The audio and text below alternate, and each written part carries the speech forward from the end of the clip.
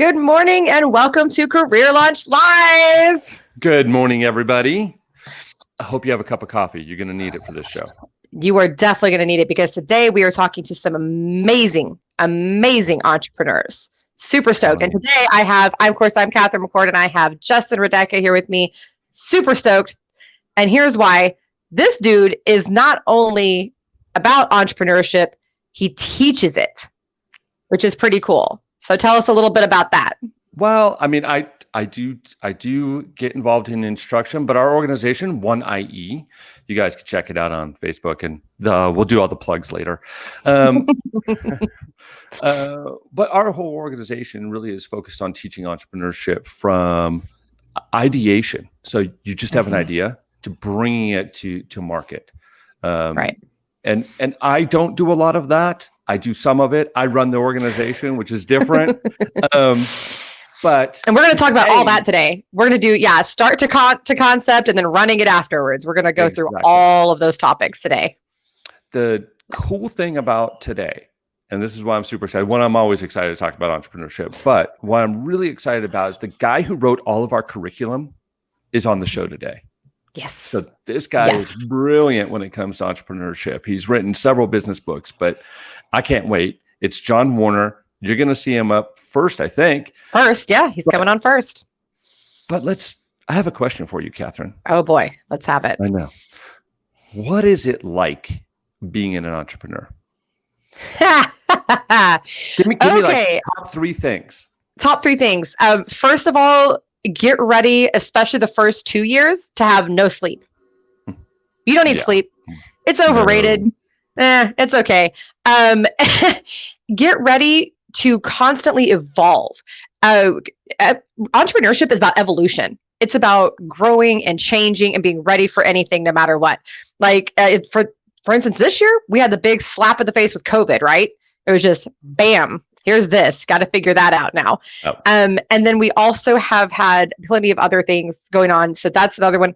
But number one with entrepreneurship is it's exciting. It's never dull. Every day is something new. And that's my favorite part. I love being an entrepreneur. I love it. It's fun, right? Well, okay. So you have to be somewhat into torturing yourself. Yeah. And it's not like, the whole mea culpa where you beat your back like the priests used to do. This is, you wake up in the middle of the night and think, what did I just do today? Why did I screw that up? Can I fix it tomorrow? Yeah. Wait, no, I can't fix it tomorrow because I've got another meeting tomorrow. I've got another thing to do. And the fires are all around you. It's like being in California during fire season.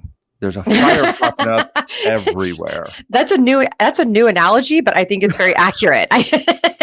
Right. And it's funny too when you ask people how they got to be an entrepreneur. And there's one guest in particular. There's two guests I'm going to ask that too, but one in particular, I love his answer to this. And that's Donnie Boyven. We're going to have him later on in the show. Spectacular guy. I love talking to people about what it's like to become an entrepreneur because it's almost every story is very similar. It's like, well, I was sitting there and I went, bam, I need to do this and I need to build this and I'm going to fill this unique niche. And that's what separates us from business owners, which is going to be one of our very first topics. We're going to talk about the difference between a business owner and an entrepreneur because they are not the same thing. They're not. And good morning, LeVar. I see you on there. Hi. We're going to be answering all of our comments live. So if you have any comments, any questions, we will respond to you. And also connect to us on LinkedIn. Please, Justin and I, we like to connect. We like to talk to people. We do. So we like to talk. Obviously, we like to talk a lot. That's why we're on this show. We talk all the time. This is just what we do. So I want to go ahead and bring on our first guest. He's been sitting with us for a while. We're very excited. I'm going to let you announce him. Oh man. So coming up right now, you guys are in for a treat. This is Dr. John Warner. John Warner, we call him. He wrote the book called SLAM, Startup Launch Assistant Map. He's written several books before on entrepreneurship, on business. He has been a part of startups. He has been part of large corporations. This guy is one in a million. Yes. So here's and John. We've got John, him on. thanks Hi, for being on the John. show. Hi, everybody. Nice to be here. It's great to have you on. Thank you so much for joining us. Of course. So I want to start with this book of yours. I'm very excited about this book of yours. And Justin keeps bugging me to get it. So I'm going to have to eventually do it because he won't drop it. That's what it looks like. There it is, right there. So slam. Slam. Oh, it's got a rocket like us, like career launch. Just like you. I saw that on the show at the beginning. It's the same. It's all about launching. All right. So tell us so we're going to kind of dive into the mindset here in a second, but we just talked about the difference between a business owner and an entrepreneur. And Business News Daily says that an entrepreneur is somebody who takes greater financial risks. I don't really necessarily agree with that assessment, but the Entrepreneur magazine says they go bigger. They're more about the ideas. They're more about innovation. They're definitely more of risk takers than business owners, and that they're not as sentimental. Like business owners are, I'm doing this jewelry store because I'm passionate about jewelry. I never want to do anything else. I just want to do everything myself. This is what it's going to be. Entrepreneurs are scale, grow, change direction 50,000 times. So what definition do you hold that separates business owner from entrepreneur? Yeah, I like the idea that innovation separates them. And I think you can split entrepreneurship from entrepreneurial business. Small business owners are entrepreneurial to some degree, but to call yourself an entrepreneur means you're 100% all in on being entrepreneurial all the time, which means you're innovating, you're ideating, you're changing, you're trying to grow. So you're not in a lifestyle business and happy with it. You're trying to take it somewhere bigger, better, faster, smarter. So it's really a scale issue as much as anything. I would agree with that. I like that definition. I like that. What you're going to say. Good. Well, you know what, John's interesting because John and I have had conversations in the past before. Luckily, I've been able to express how I feel about entrepreneurship to John. What do you think about the problem-solving aspect of entrepreneurs? So I always, the one that strike me that are the ones that can get to scale. So if that's one of the goals, if that is, they seem to be solving some sort of problem. It's not just finding the gap and where you can fit in, but it's really about innovating into something new. How do you feel about that, John? Yeah, and that picks up the innovation angle, Justin. You're absolutely right. It's about thinking about unmet needs in a bigger way. And it distinguishes small businesses. Very often, if people get involved with a small business, it's an existing need that's well established. They might even buy into a license or a franchise, which is already well established. Usually entrepreneurs are solving for something that no one solved for before or haven't solved for in a particular way, and are trying to take that problem and turn things around, come up with something brand new, different, exciting. That's the big difference, I think, between the two. I completely agree. Oh, and real quick, we did have a question about LLCs. We're going to be addressing that later with Linnell Renfro-Folk. So I'm going to let the viewer know we are not ignoring your question, but we will be discussing that later with another guest. So on that note, John, because I agree with you, I think that I do think the scaling, I think that I like that you mentioned franchises, because I keep having people message me on LinkedIn, hey, if I see you're entrepreneurial, don't you want to buy into this franchise? No, that's not, that's not my bag. That's not what I want to do. And I'm off building a whole new product right now. And I've taken a hard left in my business, which I'm very excited about. But that's not something that interests me because I can't do anything with it. I can't be creative. I have no say so. It's just, this is what corporate says. And so that's just what we're going to do. So with the mindset, kind of in mind, so we established that they're creative, they're innovative. What in your experience is the first kind of step to launching then and going, okay, so I have this idea. What do you do next?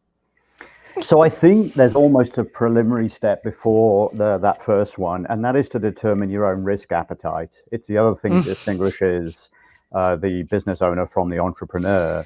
You have to go and be comfortable with the whole idea of jumping in and taking a risk. I heard you talking about it before I came on, and I think that's critical. So your first mindset issue is, if I have an idea, do I want to take it somewhere by myself with all the risks that go with that?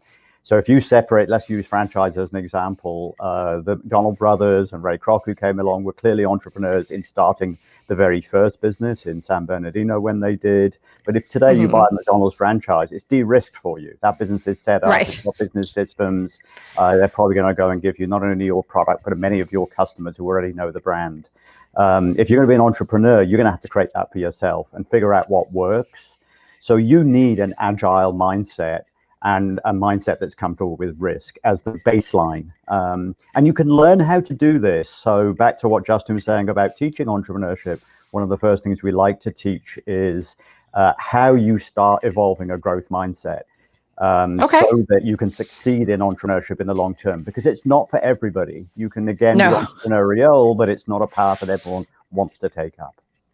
That's very true. So what would be the way to start that? What would be the way to start that process in yourself and truly assess your abilities and your risk? The first is a really honest appraisal of your strengths and weaknesses in terms of what you like to do. So you can start to challenge yourself ahead of the journey. Think about what other entrepreneurs have done. Pay attention, read a lot, listen to shows like this, listen to podcasts, you name it, and get a really good understanding of what that journey looks like. Entrepreneurship is difficult. It's long, it's risky. So do you want that kind of life? It comes with lots of benefits if you're successful. It's a lot of freedom. You're in control of what you want to do, but there's a lot of hard work in the mix. So that really brutal self-assessment is the beginning of this journey. And then it's a commitment to go and say, I'm going to do the work in terms of learning the tools that I need in order to succeed. People think entrepreneurship is a magical thing that, people just are born to it. And that's not true. Entrepreneurship, like any other subject area, if you were trying to be an astrophysicist, you would go to school to learn how to do it. Same with entrepreneurship. There's a rubric that is worth you investing in, understanding, and doing some hard work in order to apply it successfully. I love that. Justin, thoughts? Yeah, what John knows what I'm going to say probably is that this mindset thing, and he talks about growth mindset, fixed mindset. By the way, that there's a book called Mindset from Carol Dweck. And a lot of the work that we do at 1IE stems from some of her work. And talking about growth mindset and fixed mindset, it is a journey. I think John touched on it really well, is that it is a journey of mental gymnastics. Yeah. This is something that you have to look inside yourself and say, I can do this not only today, but I could do it in the next 180 days when things look bleak. And there's a whole chart put out by Paul Graham called the Trough of Sorrow. I mean, it talks about this high. You get this real high at the beginning because you have this idea you're going to make millions. You're going to be the next whatever, and come to find out the next 6, 7, 8, 9 months, you just drop down to this very low place. You have to have the mental fortitude and the belief in yourself that you can do this. Keep doing this day in, day out when nothing goes right. I agree. And you know what, real quick, we're going to surprise, we have another one of our guests in the wings, Michaela, who kind of does our psychology segments for us. I want to bring her on to talk about this. I saw her waiting. Nina, can we bring her on? Surprise, Michaela. Now you're on the show early. And Maslow too. And Maslow. Hi, Maslow. So Maslow is a working dog. He's a therapy dog. He has a job. He is entrepreneurial in his own way. He's he's breaking grounds. So Michaela, because we were going to talk about this with you, so I thought it was great that you were on early. We can just go ahead and tie this in. So talk to us a little bit about the anxiety and how that works for in terms of the actual mind and the physiological response and all of that an entrepreneur might see. So generally what's going to happen with anxiety is that we get this increased heart rate. We get cortisol shooting through the body. And people usually associate cortisol with stress, as they call it the stress hormone.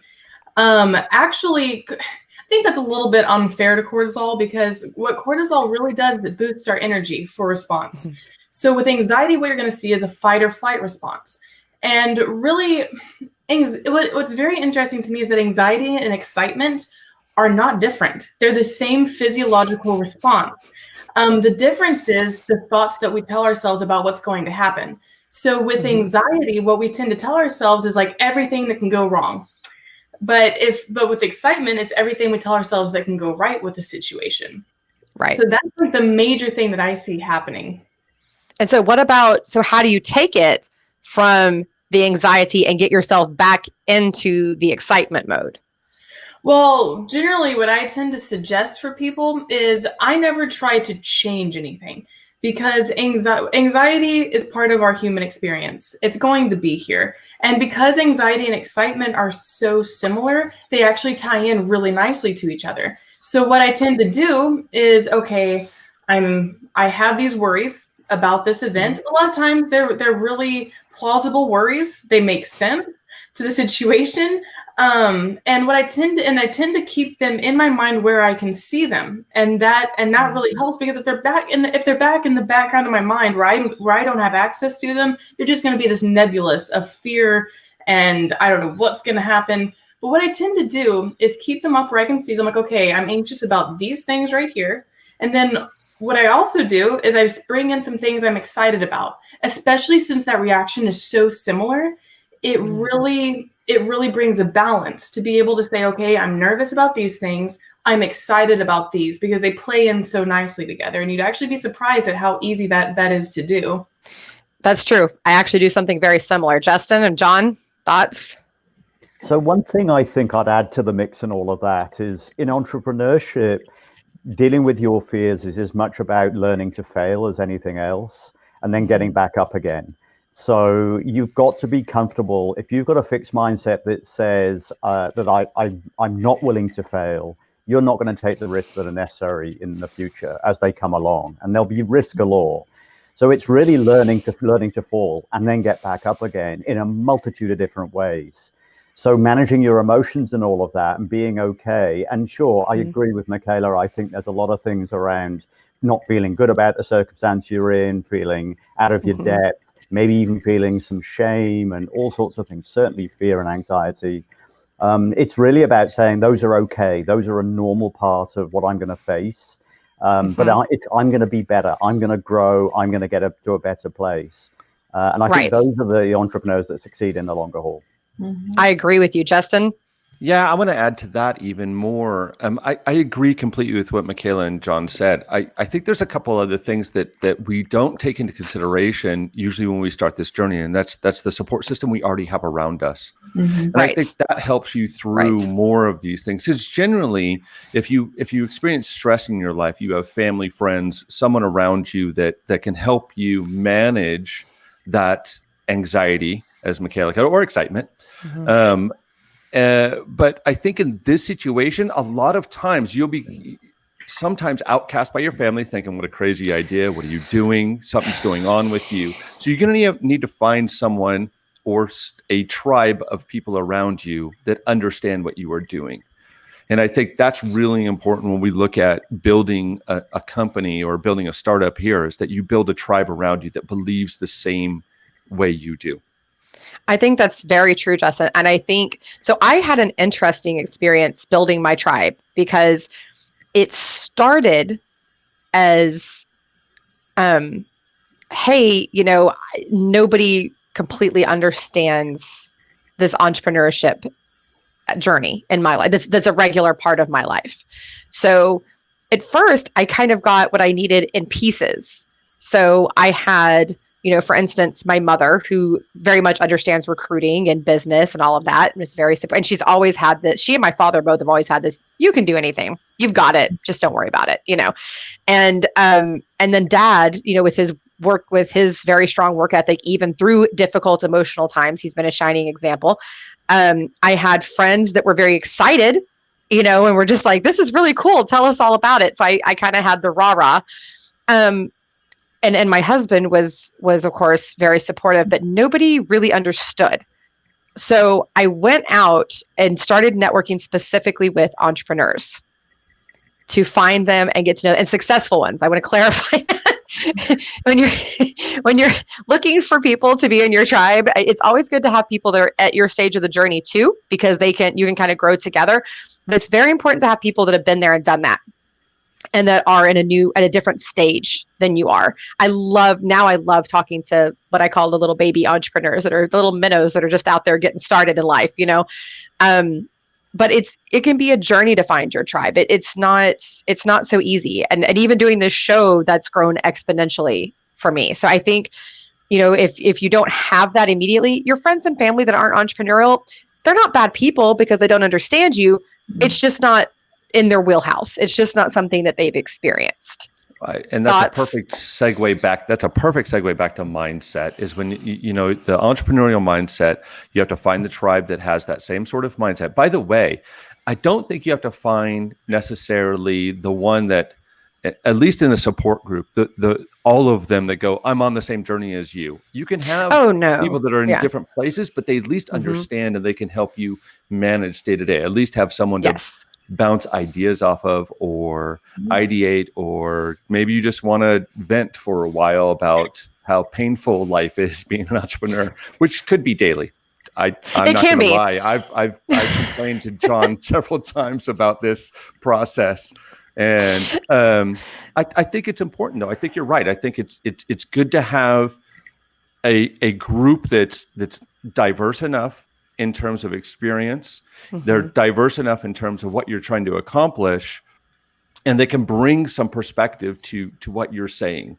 Because I think you get in the weeds sometimes. I do. I know I get in the weeds, and that mindset of pulling yourself out of that, like, oh God, this didn't happen today. How am I going to accomplish this? I'm never going to get to this. I'm never going to be able to do this. Vent that out. Find someone to go, hey, have you tried this? And you're like, okay, that'll give me down a string of ideas that maybe get me out of where I need to be. That's my absolutely. No, I think that's spot on. John, what would you add to that? Yeah, I agree. And there's not much to add. I think mindset, back to learning again, though, is about learning to fail. So, and being okay with it. So to your point, Catherine, I think you want a mix of individuals who have succeeded and perhaps failed and have learned the lessons from that and have picked themselves up. So this anchors back to mentoring. You want a range of people who can mentor you in different ways. And by the way, a lot of, maybe I didn't get it right the first time. It's just as valuable as I've been super successful. And a lot of times those are the same people. The people that I know that's true for almost everyone that's been in my life, that's a successful business person. They have been knocked on their butt and then gotten back up, dusted it off, and kept trying. It's a rare entrepreneur. Yeah, it's a rare entrepreneur that's got it right the first time out of the gate. It's probably less than 1%. So, they're very often their second, third, fourth startup. I've had 3 of my own, and certainly the first 2 were failures. So I learned more from that than I did from the successes. The first time that I launched Titan, I started off really successful, and then I hate biz dev, and we're going to talk about that later. But I have a deep hatred, not of sales, but of lead generation and business development. Justin's laughing at me, and and so it started to tank after a while, and so I did some other stuff, but I did contract work through Titan and all that, and then I kind of revamped it later, and now it's doing well. So Michaela, when it comes to that, kind of my last question for you on this topic is, when it comes to getting to those parts that you hate, right? Like how I hate lead generation with a passion. Hate is the word that I am using here. How do you, Catherine, fix mindset? I know. I'm working on that. Actually, trust me, I actually have been going through a whole process. We'll be talking about that later. Michaela, how do you think psychologically? What's a good exercise or a good process to put yourself through to get over that hump?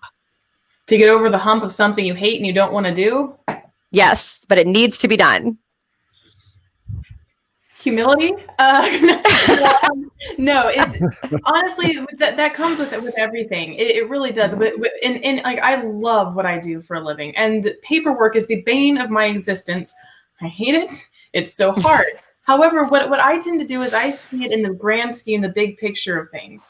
And that's what tends to move me past it. It's like, okay, I hate this little thing, but in the grand scheme of what I love to do with my life, what I love to do for other people, it's a means to an end. And so Right. that's what I treat it as, and that really keeps me on track. And I Good. think we All right. can also reframe it, right? So you can use different language so that it's not as scary to us by reframing what it is we're doing. You can stop Yes. calling it biz dev if you've got a hatred around it, because you've probably got That's a good something of a visceral reaction to it. So just change Right. the terminology. That's true. No, it's 100% right. And John, thank you so much for coming on. We got to move to our panel section now. It's been a true pleasure. I really, really has. Thank you. And guys, please connect to John on LinkedIn. We've dropped his link into the comments. His book. Yeah, and his book. Check out Slam. How do they get that? Slamprocess.com. I think it's going to be in the comments. They'll be put. Okay, great. Yeah, so we'll put it in the comments, but connect to him, connect to Michaela as well, connect to Justin and I. Also, if you happen to be looking for an opportunity, you can, and you're tuning into the show today, you can go to careerlaunch2020.com. But let's get our panel on. Let's get Audrey and Dr. Jim Spee. We have Audrey Young and Dr. Jim Spee. Let's see if we can get them on here. Oh, there's Audrey. She's on mute though. Audrey, you got to unmute yourself. And hi, there he is. Hello. Hey. Hi, guys. How are you doing? Hi. Good morning. So everybody, this is Michaela, Jim, Audrey, round like lots Nice to meet you guys. of intro. And viewers, just so you know, we will respond to any questions or comments that you drop. We will respond to them live. Also, please, we will be dropping their LinkedIn links on here. Please connect to these guys. Fantastic people. So first, Audrey, can you give us a quick little bio about yourself and tell us what you've been up to lately?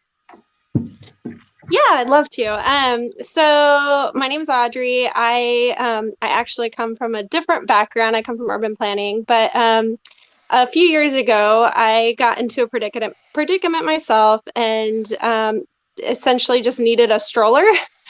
And it was pretty much that simple. And I don't know, somewhere along all of the lines, I became an entrepreneur. And kind of here I am in the short spiel of that. But basically, I developed a stroller business that I'm in the process of launching, and it was going very, very good. And it still is. It's still all together, but COVID kind of put a little bit of a damper on that. But they basically told my manufacturer that they can't manufacture any strollers, and they're only allowed to manufacture masks. So so things are still moving along. It's still going very, very well, but at this particular point, I've obviously still been working on that, and I'm also working on another entrepreneurship venture in women's clothing, which has been an adventure, but it's pretty fun. So I have simple way so many things. I have so many things to say about women's clothing. Like I have so many comments. As somebody with an awkwardly shaped body, I have big shoulders, and like I'm big in weird places and small in weird places. I don't know. So we're gonna talk about this. We need some clothes that fit people with weird bodies. And Jim, what about you? Let's hear about you. That's a great segue to go from weird bodies to me.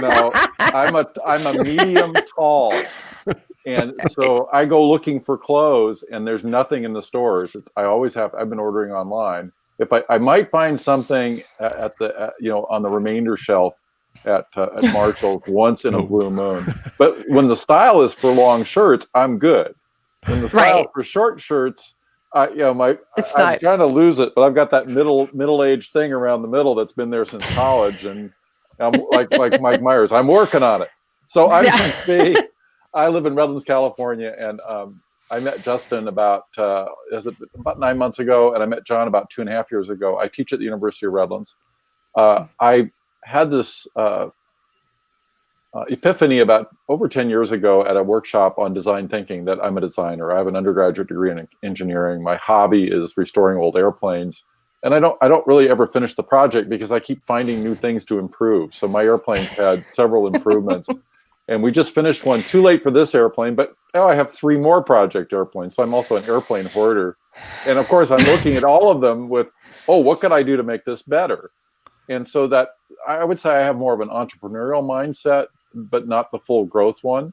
My father had his own business, which was in some ways a lifestyle business. He loved to fly, but he also loved to help young people, mostly men at the time, get their start, because He learned to fly helicopters in 1958. He had 3 kids. I was the third one of 6. My mom didn't even tell my grandmother about the 6th one because Dad was so broke. He was flying for, $5 an hour and not getting very much work. And then he hit this milestone where he could get insurance. He bought his own helicopter, mortgaged the house. His fleet got up to about 20 helicopters, but he was always undercapitalized. Wow. He was always, his safety record was pretty shaky. But he loved to get people into that business. I actually met somebody in Palm Springs at the Air Museum who flew out to my dad's airport, looked it over, and didn't apply for a job with my dad. I said, you probably made the right choice. But he had a blast. He loved what he did. So I grew up knowing about passion for your work. I grew up, my dad was also an inventor. He could have made a lot of money with his inventions. He was inventing really cool equipment. And he had friends and colleagues who were inventors who went into production with their inventions and did really well. He was in a car accident and had a traumatic brain injury when I was 16. That set me back in terms of my growth mindset a lot. It made me look more like a first-generation college student, even though I wasn't.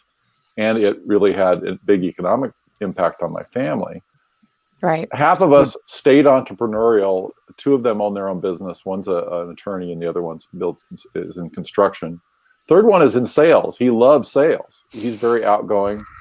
I hid out in higher education, but with this shift to entrepreneurship, what happened is I went from design thinking to green business, realized nobody's hiring anybody for green business, and then came to a conclusion: start your own green business. Don't wait for that to come to you. So Jim, that led us to John. Real quick, what you guys don't know is Jim also teaches MBAs. So he's a professor of business. What he didn't even talk about that yet, but he talks about. I'm tired of doing it. I'm ready to move on. But in terms of his career, Jim's one of those guys that have been teaching MBAs for such a long time, and we know MBAs are very, very different than entrepreneurs. Mm-hmm. So, what is the big difference between what an entrepreneur does and what MBAs do? Is the question. Well, the goal of the programs, when you go through MBA programs, and even when you go to the career sites that business schools and universities put up, I put entrepreneur up into, I think it's called Handshake is the one we're using. Mm-hmm. Entrepreneur doesn't come up. CEO comes up. Business owner does not come up. Wow. It's all about getting you a job. And I've been talking to people in the K-12 space, especially high school career and tech education, which includes entrepreneurship in a very small number of schools. But it's mostly the mindset. It isn't even beginning to this. The mindset is I don't even know if I want a job. I don't know what a job is. So there's a long way to go to get from I don't even know what a job is because my parents just work really crummy. I don't know what a career is. Let me correct that. I know what a job is, and I don't want a job. I want a career, but I don't know what a career is. I don't know anybody who has a career. There's no one in my network. So I've kind of looped back around to my early career was in community development, working overseas for a faith-based organization. I've kind of looped back I haven't really addressed that issue. I've been helping people who make $70,000 a year get a promotion to $150,000 a year. That's very different from helping somebody making a whole family making $10,000 get to 25, 30, or how about 100,000, or how about that's $1 million? A huge leap. And actually, I want to tie into that too, because I've recently been having conversations that people see large amounts of money and they think that means that you are a successful business person. And I say, well, that depends. What did you start with? Mm-hmm. Did you start with 100K in your business account and now you're at 200K? Okay, well, that means you just doubled your money. But if you started off with 5,000 and now you're at 250,000, you've had far more success. You've multiplied it multiple times. So there's kind of different ways, and it is a very different process to go from having all of this money. Because I've watched, the trust fund kids start a business, and even the ones that are wildly successful with it, it's a completely different process and mindset and all of that than the people who start with $2,000 in their bank account and go out and start a business. So Audrey, I want to circle back to you on that, because here you were just a professional woman doing your thing, and then you needed a stroller. So I want to kind of hear how you went from this concept of, what you need, and tell us what you wanted to change, by the way, about strollers. And then what kind of took you into start and kind of walk us through how you started your company. How did that look for you? You went from just this idea in your head to starting it. So tell us your story. Okay. So I'll start by saying it wasn't an idea in my head at all. It was actually something that so how it started is I was 9 months, I had a 9-month-old and I found out I was pregnant with twins.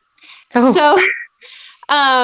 So that kind of propels you into chaos, right? So I love to get out. I love to go do things. And I literally saw my entire life zoning into my living room because there just simply are no strollers that will fit, 2 or 3 car seats, or, for all those parents out there that do have multiples, they can definitely relate. But even all the parents out there that just simply have 2 kids, they could relate as well. And every time I would go and try to, literally, there was nothing on the market. I would go, and believe me, I would have bought one if I could have, and that kind of fit my needs. And so what ended up happening is my husband's handy. So I said, okay, can you basically go figure something out, weld something together, make it work? And so he did. And it worked for me. And I was super happy and I loved getting out. And I'd take it to the zoo and I'd take it to the wild animal park and go all over with the kids, right? Because that was kind of my way of being able to still get out and interact, right? Right. But what I started to notice after the first 2 or 3 months is I literally had hundreds and hundreds of people coming up to me and asking me about it. And I need that. And where'd you get that? And can you make me one? And I'll buy this one off you right now. I mean, I had people offering me $5,000 standing in Costco, like, take your kids out, give it to me. And it's done. I've been like, done. That's done. money in my house. So it's not pretty. It was definitely roughly welded together, but it served a need, right? It met the need that people needed. And it's purely just there wasn't any other solutions. And so one day I said, you know what, I'm going to count how many people. So I had 37 people one day come up to me when I was at the wild animal park. And that's when I said, okay, I counted 37 people. That wasn't just people walking by looking. That was people right. actually coming up to me. So I started running, I'm very, very analytical. So I started pulling out my own Excel spreadsheets and trying to figure out what that even means to try to develop a stroller and how could I make it for people. I didn't really want to make it in my garage and have something happen and be liable and all of that. So I started working with patent attorneys and got turned down quite a bit by a lot of people. And what are you thinking? And got that conversation quite a bit. And yeah, everybody's like, liability, babies, strollers, bad idea, just don't go there. Yeah. So, but with that being said, I still continuously have people coming up to me with this need. So that's when I started a few years ago. So real quick, I gotta hop in there because I love that part of the story. So you're having all these people that you're reaching out to try to make this work, going, no, don't do this. No. No people. And so what made you just go, no, I know this is right, I'm going to keep going? What was it? For me, I think it was, I looked around, I'm like, well, there's a lot of other strollers out there. Why can't I do it? The worst thing that's going to happen is some big company is going to come and sue me over something just to knock me out of the market, right? But I truly believe that there was a need. And so it's building the story, it's building all of it, right? So I did a ton of customer discovery. Once I decided, okay, I'm going to move forward with this, I started working with IP attorneys. And I basically said, okay, I don't need your 45-minute long, spiel. Just do what I'm asking. And so, so I kind of started, I'm telling you, my accountant, IP, I got it from everybody, right? I'm like, I finally got to the point that I just start with yes, I know I'm crazy, but just help me out here. So, so that's kind of how it started. And I just kind of kept pushing forward. And I think for me, what it really was, is it wasn't an if, it's a when. And so it's kind of you just keep moving forward and you kind of keep putting opportunities and creating opportunities, and eventually it'll pan out.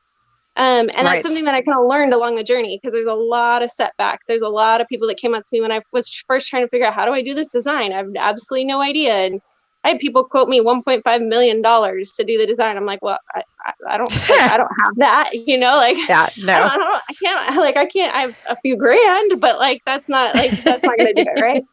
And so, so I just kind of started keep plugging along. And I at one point in time, I got involved with our, with this small business development center. And through there is where I met Justin, and Justin kind of said, this is interesting, let me see your stuff. And I was like, okay, I'm going to show him it, and he's probably going to think I'm crazy like everybody else. But he actually looked at it and he goes, well, you actually kind of have a lot here.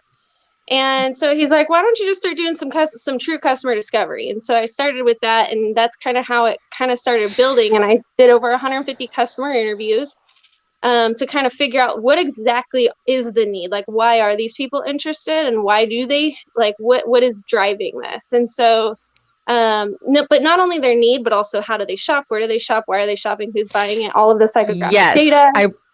I want to talk about that too for just a second. Yep. So Jem, we're talking about really gather, and this is an important process, guys. When you're starting a business, you have to do this customer research. Okay.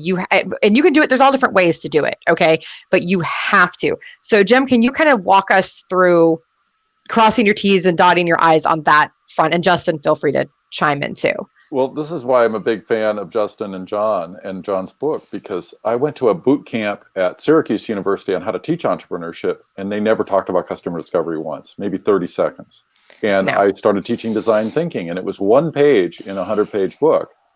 And they made it look like, and then I watched a video about IDEO, which is the leading design firm up in Stanford. Mm-hmm. It's based on Stanford's design school. And they spent 10 minutes talking to people about a shopping cart. And then they designed it, and they made it so they gave you the impression that, 10 minutes. And I had a little exercise where students would interview each other, and they designed a little shopping bag for Target. And it was fun. But then when I talked to John, it's like, oh no, investors don't want to hear that you talk to 3 people. They want to hear what Audrey's saying. I talked to 100 people. I said, well, what do you find out in that 100? Now, I was fortunate. I went to the Claremont Graduate School here in Southern California, and I was really well trained in my doctoral program on qualitative research, and this is exactly what this is. And it turns out that people who are out there who think they don't have enough business knowledge to do this, if you got a degree in sociology or anthropology, which is like the joke degree for a lot of people, oh God, they did SOAN, what are they doing? It's like easy A, get out of here. Oh no, it turns out you have the vital skill. And for people like Catherine who don't like cold calling, the way you get out of cold calling is you call them and you say, I don't have a product to sell you. I just want to know what your life is like, in Audrey's case, around your stroller situation. You're a parent. Right. Tell me what that's like. So I'm doing that right now on the project that's going really well. I'm doing that with people who run career and technical education in high schools. What's your unmet need? And I've identified 5 unmet needs, some of which we can help with 1IE, with our organization, some of which we may partner with community colleges because of the way funding flows in California. We can't get some of the workforce money. But what I love about this is it de-risks this. And Michaela, I'd really be interested in your sort of take on what Audrey said. Was she goes from everybody telling her this is too risky to 100 interviews later going, this is very low risk because I know exactly who wants this. I know what percentage of people like it. I know why they're going to like it. I know who's not going to like it. So I was talking, I did a webinar last Monday on a network through my local county school district. And I wound up picking up people from Ohio and Texas because it's a national platform. I didn't know that at the time. And so I got a hand raised. My students, this was a high school teacher Zooming from her classroom. They were back in class, which was great. So there's like 15 students there. I don't know anybody. So I said, well, how many of you have Instagram? How many of you have Snapchat? All their hands go up. How many followers do you have on Instagram and Snapchat? They think they don't know anybody because they think business is customers other than people they know, as opposed to just going out and moving around with your prototype. You don't need the prototype. In fact, in some ways, you're better not to have the prototype because then they focus on the prototype. You want to focus on what their need was, and I just love that process. I've pivoted so many times, but I don't feel depressed about it. It's not a failure to pivot. It's you get new data and you change your mind, or you have to switch to something else. And so it's really healthy. Michaela, I'd be interested in your feedback. Is that what makes that healthier than coming up with the whole idea and then getting slammed because it's the wrong idea? So say that one more time. What do you want? Well, I just think John's hypothesis, which he's demonstrated over and over again with lots of evidence, is that it's less risky to go into this process knowing a customer group really, really well than it is to invent something and then try to find someone who wants it. And everything I'd seen up till now was started with the invention, and then Oh, and then they go, but nobody wants to buy my invention, as opposed to what's that unmet need. I think I love that your dog's name is Maslow, and I learned in graduate school not to trust Maslow, but in fact, for some of this stuff, his model is, it actually makes some sense. It's like, I need to know what's not satisfying about your current situation. And I'm so glad that you brought up unmet. I'm sorry, Catherine. Looked like you're about to say something. Do you mind? No, go ahead. Go ahead. I'm so glad you brought up the unmet needs, because that's so important. And what I heard in Audrey's story, I know it seems that we sort of lost her, but what I heard in her story, and as well in yours, Jim, is that I hear this vision. And hi, Audrey.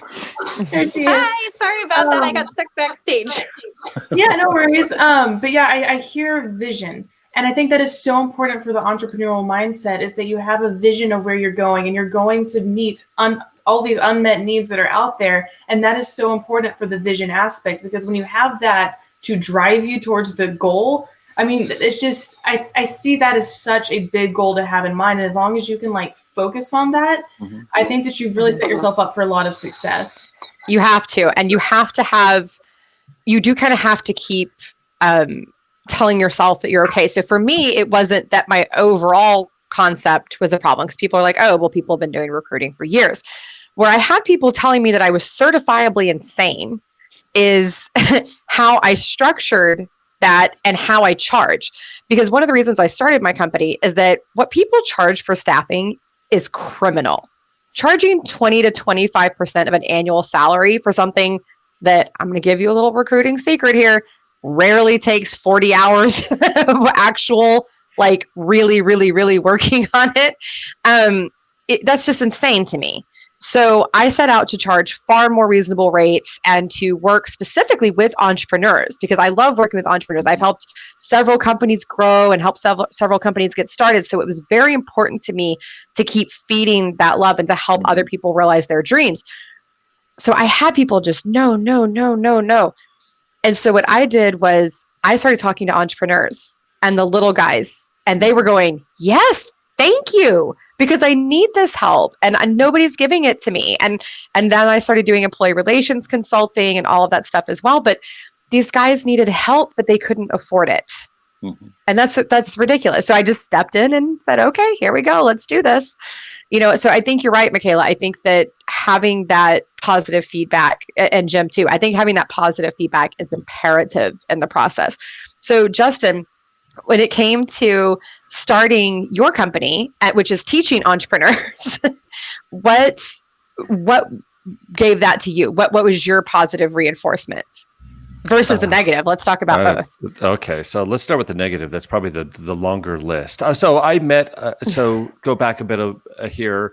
There's these organizations that the government, SBA runs, called SBDC, Small Business Development Centers. They're all over the U.S. and they have a tremendous amount of resources. If there's one near you, go check them out. I was a mentor at an SBDC, and what I found was they weren't attacking entrepreneurship the same way that I think most entrepreneurs actually grow. Jim kind of touched on that, is that first you have to figure out this unmet need, and then you have to try to figure out through customer discovery if you're actually meeting that. And that's why Audrey did so many customer interviews, is to find out really what is it she's solving for. Is it just a stroller that holds 3 car seats? That's probably not it. What's the real problem that these moms are having? And so right. Understanding your customer's actual need is imperative. Right. What is the problem that you're solving for them? Or are you giving them a gain in some sort, right? It could be both. Mm-hmm. So I found that with what we were doing at SBDC was we were teaching people not this entrepreneur journey, but more of along the lines of what Jim traditionally teaches, which is business classes.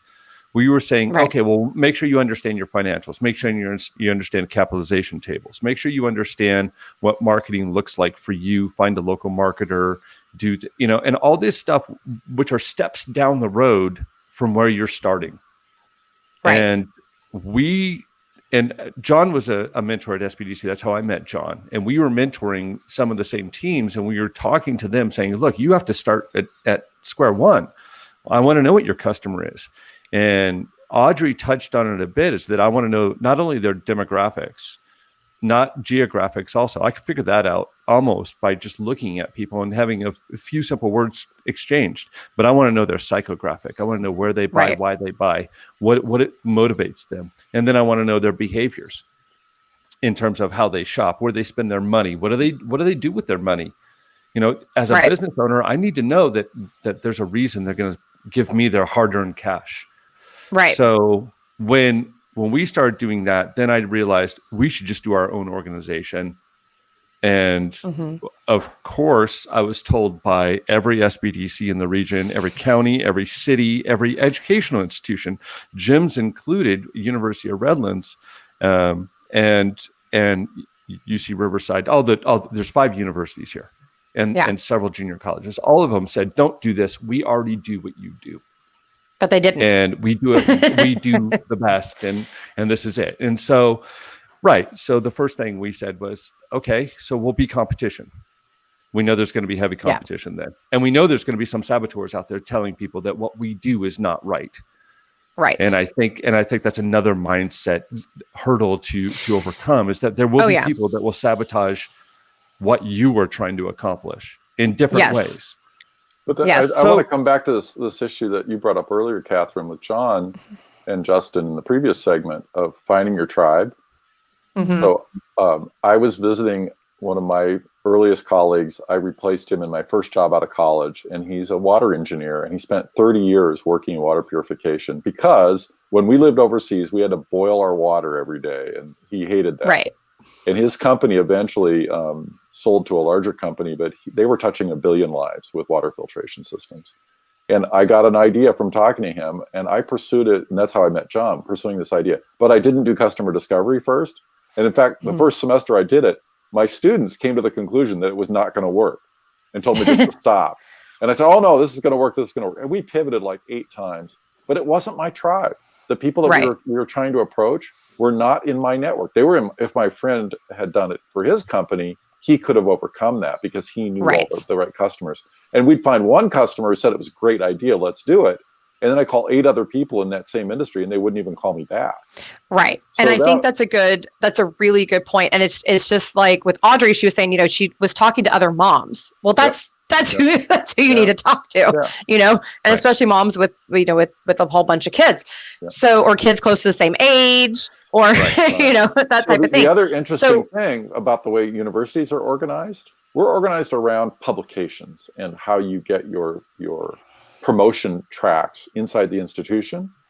And so we are feeders to entrepreneurs, but we are not entrepreneurs first. We are degree programs first, revenue first, grants for research.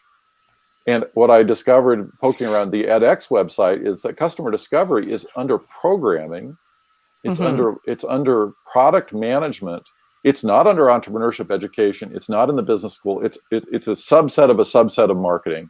And it's over in IT. So if you're taking an IT program on managing IT products, you'll learn how to do this because software design is such awful stuff. But it's like, why isn't that over in our department? So part of what we're doing is we're just grabbing this body of knowledge. And my wife works in IT. She works for a software company on web design, and they're doing all this customer discovery all the time. Right. It's like, well, let's just bring this over to the small startup.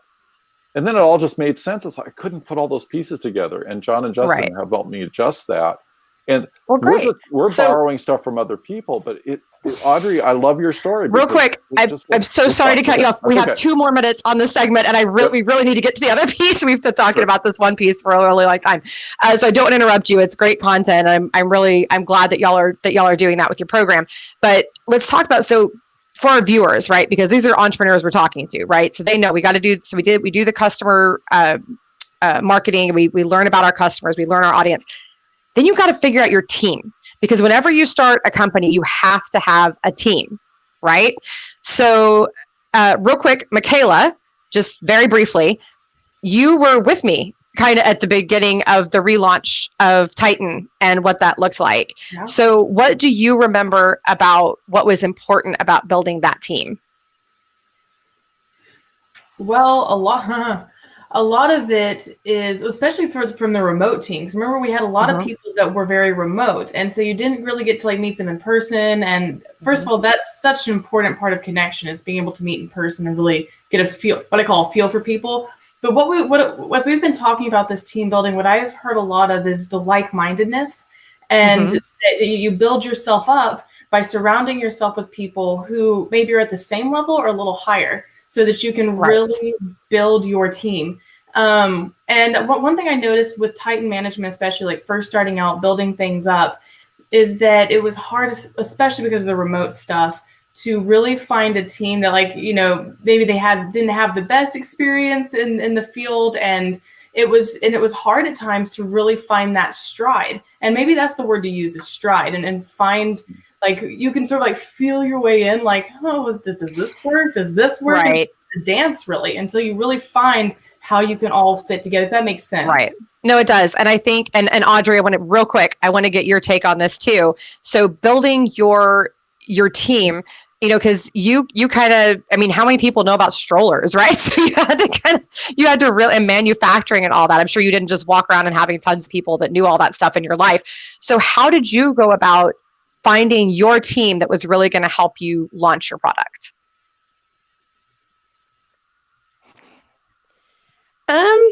Teams are interesting. Teams. So I would say that it's definitely been an iterative journey with teams.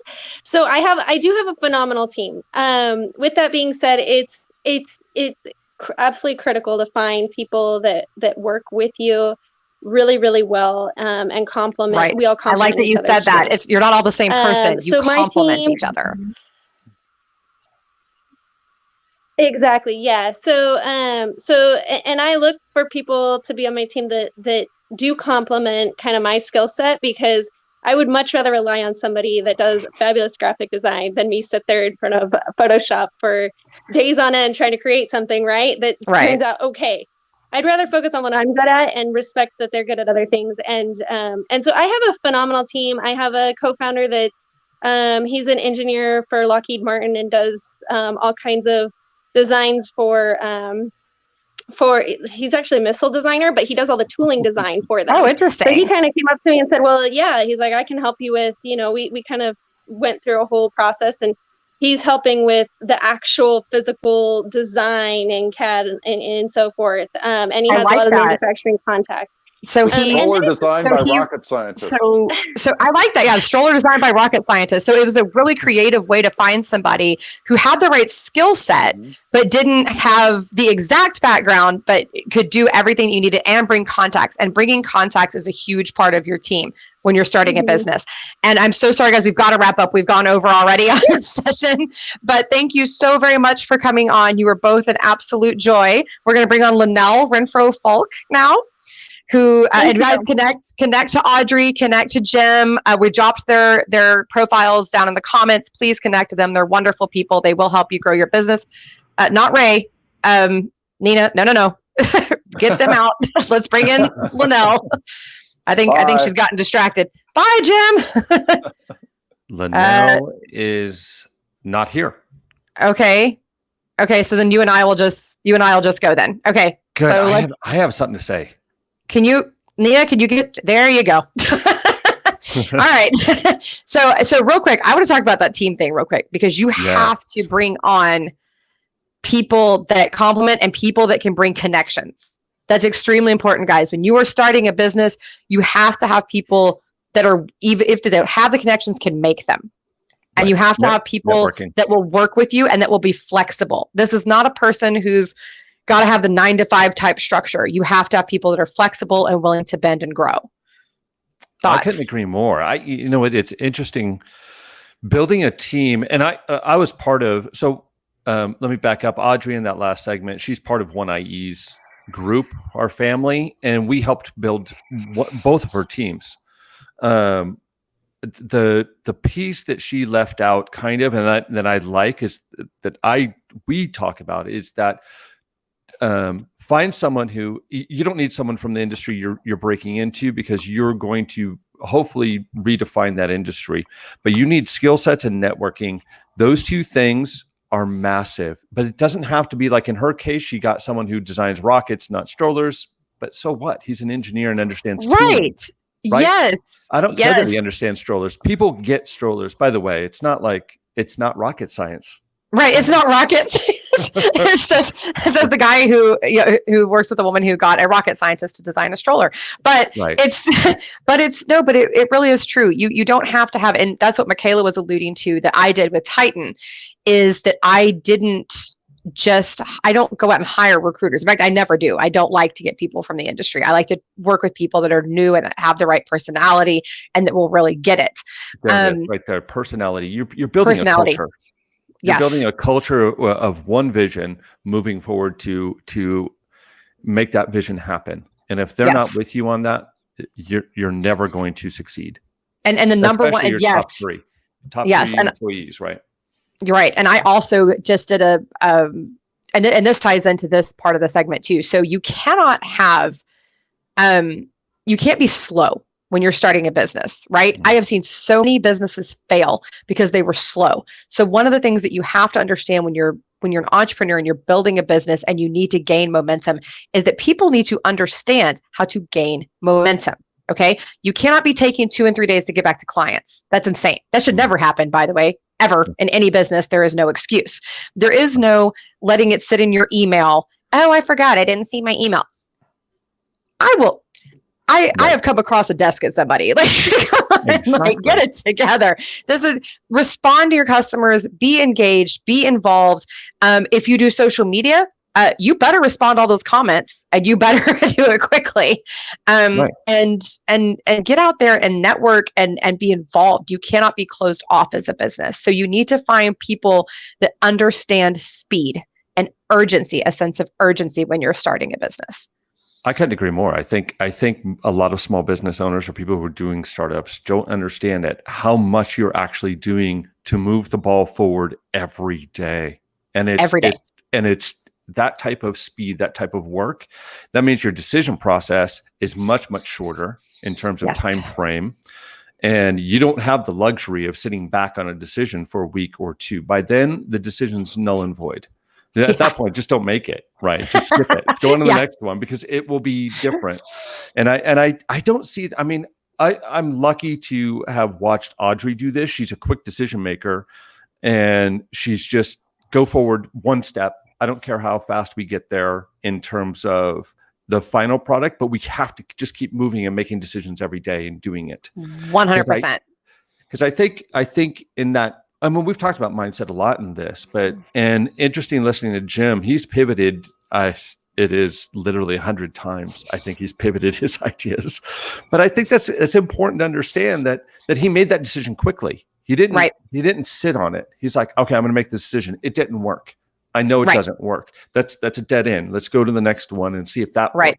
And it's a series of failures and decisions maybe that you're going to go through, but you're still going to go through them. And the faster you get through the failures, the faster you get to that success. And that's the other thing. You cannot, as an entrepreneur, you can't cling.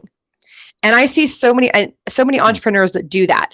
They fixate. It has to be like this because this is how I thought of it. No. That's not how real life works. Right. Yeah. And not just your customer, although that's very important, but it's also what does the market or what is actually functional? Because I've had my clients want one thing, but it's just not practical. It's just no, that's just not how it's going to work. Or it's illegal. Because a lot of people don't always know what certain laws and regulations and things like that are, especially with what I do with hiring. So you have to teach people, no, this is how we do it, and set standards. That's the number one thing. So many entrepreneurs are just begging for business. I'm like, no. Set standards, set your ethics. Right. That's first and foremost. What's interesting? I just had this discussion with someone. We talked about what that brand promise is. And part of that brand promise is showing that you are either ethical or not. Because the way you communicate what your value system is. And I do an exercise within any of the companies that we mentor. We do exercises. Let's talk about your value system. Yes. Let's write that down. Let's write down, we believe this, whatever it is. In Jim's case, he wants a greener society. That's part of his value system, right? Right. If he strays from that in his brand promise, then all of a sudden, the customers will know, people will know, his partners, his customers, suppliers, they'll all figure that out. and they'll say, well, are you really for green? Because, you said it in your value statements, but you're not really living up to it. So I think when you start with that value system of who you are. Maybe that's part of that early set of goals that you set for yourself. Have a hard look about what your skill sets are and what your beliefs are, and then write those down.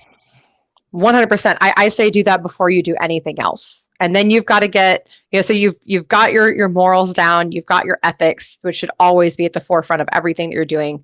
And then you should start, and then you got to do all the stuff, because that's the part about being an entrepreneur. So you think, oh, I'm going to start a business. Gee, how fun. And then you've got to do everything. You have to build a site. You have to get a license. You have to get an EIN. You have to register 50,000 different places. You have to set up your social media. You have to build your team. It is exhausting. And then you've got to do biz dev. My most favorite thing in the whole wide world. You got. I want to talk more about that psychological block too. We're going to with Donnie, and actually, I saw Donnie's here, so we could actually go ahead and pull him on. We're gonna get. Hey, what up? Hey, Donnie. What is up? So, guys, I gotta tell you, so I'm kind of like Oprah. Like Oprah has her favorite things. I collect people. I have my favorite people. Donnie is my new favorite people, new favorite person. This dude has so much energy. He does 50,000 things. We were just talking about the speed of communication being important. Nobody responds as quick as Donnie does. Like, I'm not even sure I'm that fast, and I've always prided myself in that.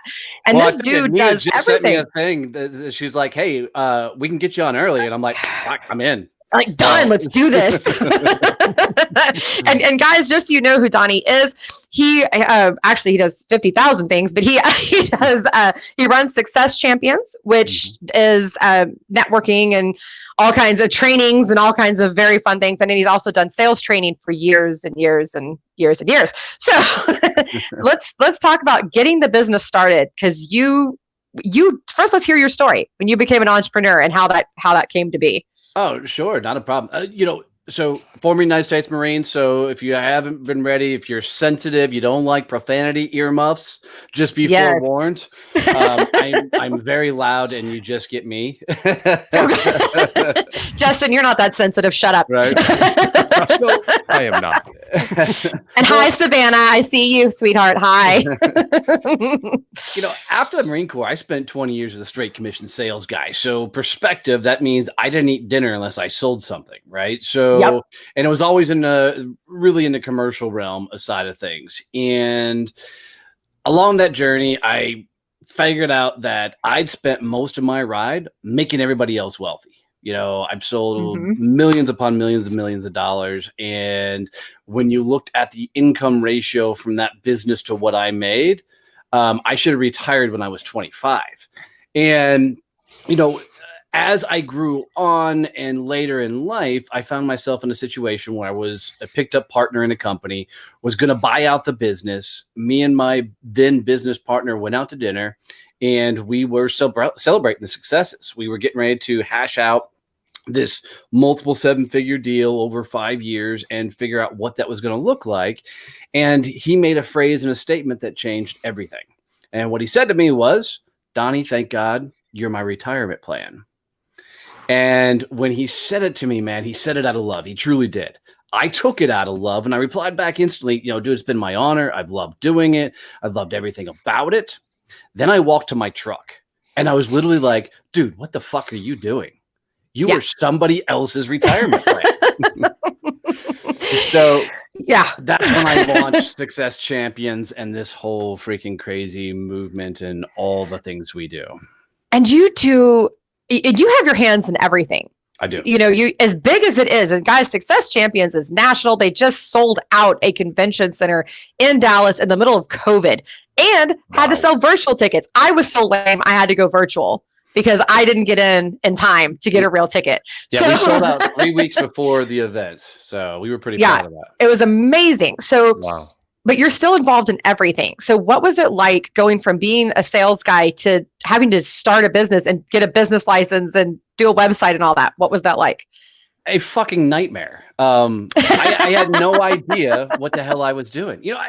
When you spend your entire career being an employee, And you don't see the inner. I mean, I was coaching Fortune 500 clients and their sales teams, and and the likes, but you don't see all the operational things and whatnot that goes on. Right. So you kind of have this myth to running a business that it's kind of just like having a business with maybe a little bit more responsibility, right? Yeah. Yeah, totally. I mean, as a sales guy, my job was to go get the business, and then I turn it over to somebody else. Except when I got the sales training, I sold the business and I trained the business. And so when I started my business, I was really in this weird place of, okay, I sold it. Oh shit! Now I got to deliver it. Wait. Oh, hold on. Now I got to bill it. Now, they want follow-up reports, and they, and then, oh shit, they're what the hell's a franchise tax? And what the hell is, why am I doing quarterly taxes? You only pay taxes once a year. What is all this shit? And, and I love telling people my first 6 months was complete chaos. I didn't have any mentors around me. Nobody in my family was an entrepreneur. And so it was 100% try something, get punched in the face and go, okay, that sucked. Let's try something else, get punched again, try something else. And hopefully you learn to duck at some point, but if you've heard any of my story, at 6 months in, I'm standing on the back porch of my farm. We'd bought our dream farm, built a second house on the property for my mother-in-law. And I'm looking at my wife saying, babe, we're going to fucking lose everything, because in starting my business, I didn't create a business. I created a second job for myself. Yeah. Right. Where I was everything and everything went through me. And guys, if you haven't written your notes, you are not fucking scalable. If you're doing all the work, you're going to go out of business. That's just plain and simple. So it's true. Chaos. It's true. And you can be smart about how about starting it and having a team, right? And Donnie, you and I have had this conversation about keeping it, low skilled party, piecing things out to contractors, doing things like that. That can really help. And by the way, just real quick, some plugs for some great systems. So if you're just getting started in your invoicing, Invoicely starts off free and then is super, super cheap after that. Super easy to use. And it does everything that you could possibly need an invoicing software to do. For taxes, just get an accountant, guys. Oh, yes. Okay. Oh my God. As soon as you're past sole proprietor, which even then you might need one, but the second you go past that, just get an accountant. Well, it's worth it. It's worth the money. To add on to that, guys, if you are doing your own personal business finances, that means you're running your business like you do your personal life. You're fucked. Yeah. Because business finances and personal finances are two completely different animals. And you're probably broke anyways and trying to figure out how to start a business. You don't want to take all those bad habits into the business. Get somebody that knows what the fuck they're doing. Yes. And to mentor you and all that kind of thing. Guys, seriously, when we talked about building your tribe earlier, imperative. You have to have people that will show you these things. And then the other one for building your site, this always cracks me up. So people immediately tend to jump to, I need to spend $2,000 to $5,000 on a website just right off the bat. Why? No. Go get your butt on Wix, get your butt on Website Builder is my favorite, websitebuilder.com, and build your own site to start with. They have great templates, all of that. I still am actually using the ones that I built. I haven't needed to upgrade them yet. They work very well. Eventually I probably will because I just want to, but you would always start by doing some things yourself or having somebody, you could part that out, but you could do it very cheaply is my point. You can get on Fiverr or one of these sites, have somebody put together a very workable website for you very quickly. Right. And look, having a shitty website will hurt your business, but you don't need an The only people who really, truly, truly, truly need a website is if you're selling a tangible product and people need to come somewhere and buy it. Right. Everything else, the people who just come to check out to make sure you're legitimate. Right. Very rarely do you go to a website and like, oh my God, that's exactly what I was looking for all my life. I can't live without it. Let me buy the fucking. It never fucking happens, right? You just go there to validate. You want to see if they're a legitimate company. Do they have past clients? So keep it stupid simple and spend more time out trying to meet people and prospects and people and fucking up a lot in that conversation. So that's really and truly why you're here is to talk about my most favorite subject in the whole wide world is business development and sales. And I love sales. And actually, Donnie just gave me a genius perspective yesterday and really just kicked my butt into gear on something. So first we discussed the difference between sales and business development, right? Because those are actually two different things. I love sales. I love talking to people about my business. And I don't have a kind of a sales personality in terms of the fact I don't do the sales pitch, right? I just have a conversation with you. We figure it out. I love that. I don't want to generate leads. It's boring. It sucks. It's monotonous. I hate it. But so the first thing that Donnie did for me is he gave me the separation of those two things. Get it out of your head that those are the same thing, because they're not. But the other thing that was really interesting too is he's like, just don't be stubborn and just find somebody to do the monotonous part for you. Because you have to. It's a numbers game, right? Getting the leads in just is a numbers game. I love to network. I go to networking events. I promote my business. I do all that, but it's ultimately a numbers game, right? Yeah, totally. You know, and to that point, just so people fully understand, there's not a company in this world that has a sales problem. Because look, and what I mean by that is the sale is when you sit down and you're having that final conversation with somebody that can say yes or no. That's when sales happens. Right. Everything else in the world is business development. You have a massive fucking business development problem. That's what you really have, because that's where the real work is, right? That's the reach outs. That's the networking. That's the talking. That's the guesting on podcasts. It's the marketing animations and flows and all that shit. Right. And that's where badass businesses start to separate themselves from people who are just playing around and fiddling in the business game. Right. So when people don't embrace the idea that they just got to get good at the front end of the business, the front facing portion of their business, then the back end, there's a lot of working parts and plans and strategies and everything else. But revenue solves a lot of fucking problems. Yes. Right? You get enough revenue coming into your business and you can hire geniuses that can fix all the other shit. Right. Yes. So, yeah. You know, and it's like anything. You don't have to love it. You just got to fucking do it. Right. Right. Yeah, I think you make a really good point. Donnie, that's interesting when we talk about being out front and spend your time focused out there getting customers to come through that funnel. We call them big marketing funnel or biz dev funnel, whatever funnels you want to call them. One's called AIDA or whatever. I don't know. Those are all business terms, right? That sounds like a bad what the dinner. Hell is an AIDA? Yeah. So it's awareness. AIDA. It stands for something. Awareness, something. I don't know. I don't know. We're stuck on that. Let's not get on business. Talk about Google what the hell AIDA is for me. Yeah, I want to know. Matter. That idea of that funnel, how do you get that funnel? And I think it's interesting with biz dev is that it's more targeted than just that shotgun approach. I don't think Donnie sits on the corner and goes, hey, come to my event, or goes to a mall, hey, come to my event, or hey, dude, I got an event. Yeah, come to it. Well, hey, if we wouldn't have sold out the summit, I might have. He might have. He would do it. Right. As last ditch effort, maybe. But I mean, these are very targeted. He's after a very targeted audience. And I think when you look at biz dev, you still have to be very targeted about what you're doing. Not everybody's going to need your services or product.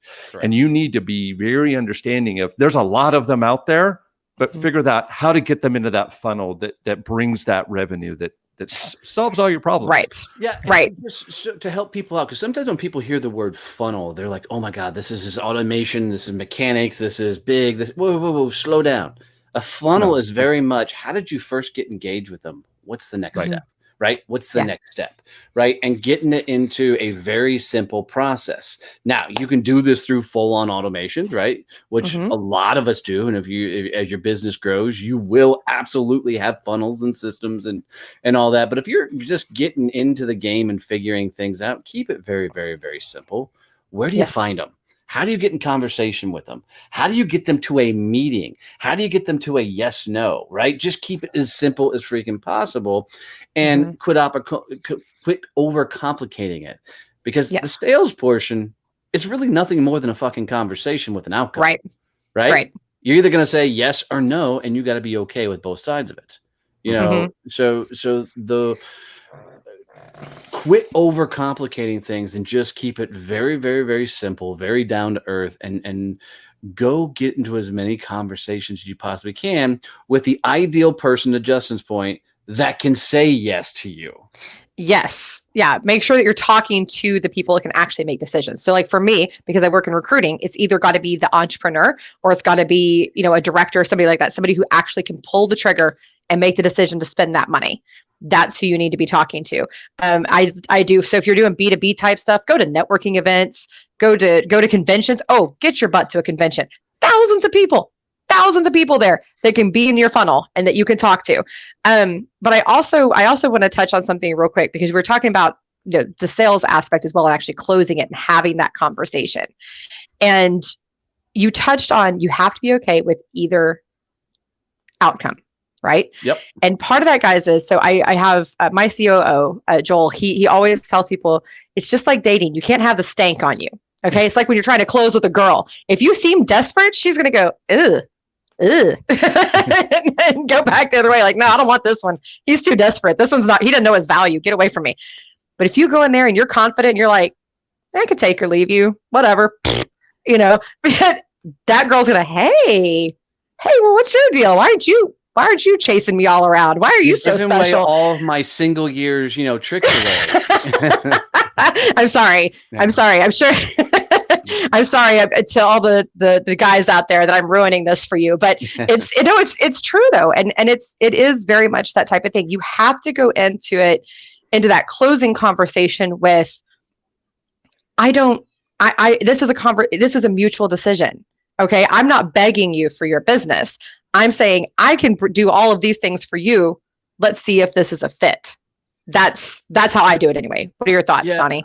I think there's a brilliant movie opening scene that describes sales for me, and it's First Night, and it's got Sean Connery in it and whatnot. And there's a brilliant scene at the beginning of this movie. The guy who plays Lancelot is in the center square. He's got a bag of coins. He's like, anybody can beat me in a sword duel. I'll give you this bag of coins. Well, finally, this really big dude steps up, right? Walks up to him and says, I think I can take you. Long story short, there's a sword duel happens, and of course, Lancelot wins, flips his sword up in his hand, and catches the other guy's sword, right? And the big guy's like, oh my God, is that a trick? And he goes, Lancelot's, no, this is how I fight. And the big guy's like, oh, you got to teach me this. You got to teach me this skill. And Lancelot goes, I don't think you can learn this. And he goes, no, I'm willing to learn. He goes, okay, there's 3 things you must do to learn to fight like this. First, you must practice harder than anybody else in the world. The big guy's got it. I can do that. He goes, second, you got to have more patience than your opponent to wait for them to make a mistake before you take a striking blow. And he's like, perfect, I can do that. Third thing is you got to not give a shit whether you live or die. And you watch the dude's face just melt as he walks away. And the problem is people put so much emphasis and they've got to close the deal, which I don't believe in closing. Right. There's no such thing as a close. It's only the start of a relationship. Right. And they're so worried about they've got to pay their bills and their and all the things that they're worried about, that they carry that mindset in there. And if you don't go into that conversation willing to lose, willing to get the no and own it and walk away, then all that, to your point, Catherine, that desperation and everything else is going to come along for the ride. You know? Right. And it makes you unappealing. It does. And it doesn't make you seem capable to your potential client. It just doesn't work. It's not effective. Yes. Thoughts, Justin? Yeah, I mean, that's a really good, I like that story a lot, because it really describes the simple rules of any business transaction is that one, you've got to work harder than anybody else at what you do. That means whatever business you're in, just be the best at it that you can be. To understand what your competition's doing, understand what the other person needs. There's something there. In this case, it's a sword fight, and you're waiting for them to make a mistake. But what you're really doing is understanding how they do things. And I think you need to understand that. And as a relationship builder, you want to be able to go, okay, you're going to make a mistake, but I can help you not make that mistake, because that's what we really want. In the end, it's okay to walk away. It's really okay to walk away from many decisions. You could say no a lot. I think product management and software development, their first rule of thumb is learn to say no. Yes. and learn to say no in a good way. So you're okay with the decision.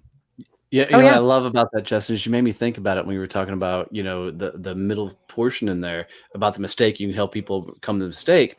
In enterprise level sales, you're talking big boy sales, right? Multi-tier, multi-million-dollar deals. Oftentimes, you're waiting for the other vendor to screw up so you get your shot, right? They drop the ball somewhere or someplace else. That's why it's really important to not go for a closing strategy to close a deal, because this is a long game, guys. Sales, most of the gurus out there in the marketplace that are teaching sales grew up in transactional sales. They grew up in selling cars, insurance, so and if you try most of that shit in the marketplace, you're going to lose. Yes. Right? Because go ahead. Enterprise sales, absolutely different ball game. And we've talked about transactional sales. I think on the last show that I hosted, we talked about transactional engagement, where it's one and done, right? So you think of car sales, real estate, you could go down the whole list of like, it's one and done and you're on to your next. That will not work if you're trying to build a business, especially like a startup that needs to scale, and you need to create partnerships that are long-term and where they're paying you long-term. It's a vastly different thing. You're building a relationship with them, and it is you're dating, or in some instances you're marrying them because you've been around them so long, right? And it should be that mentality, not just close, I'm on to the next. I'm going to get my next house sold. I'm going to get my next car sold. I'm going to get, money, because at that point it's live or die. Like you talked about early on, you live or die by your sales at that point. Yes. Yeah. Whereas when you're doing a startup with entrepreneurs, you're not living and dying by those sales. You're building more. And I'm sure you guys have said this somewhere. All in this is sales is very much like dating.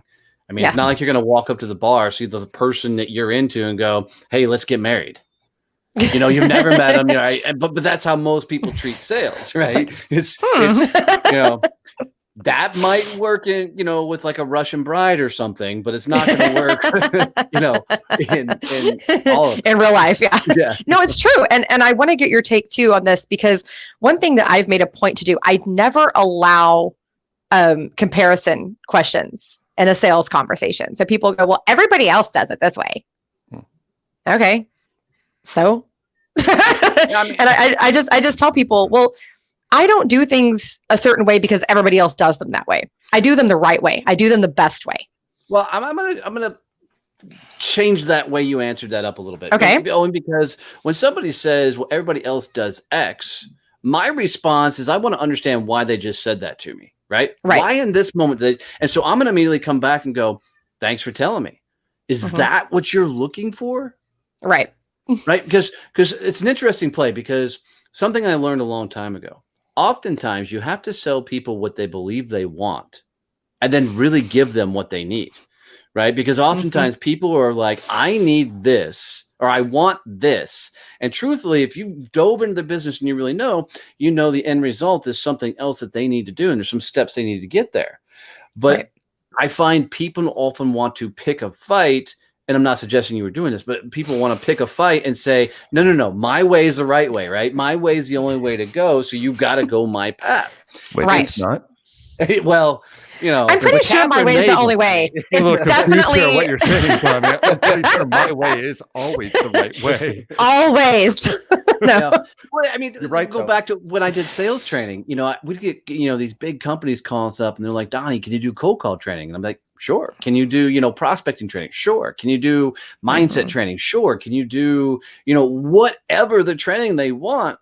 Answer was always yes. Yeah, sure. But we would never do what they wanted once we got there, because it's never what they wanted that they needed.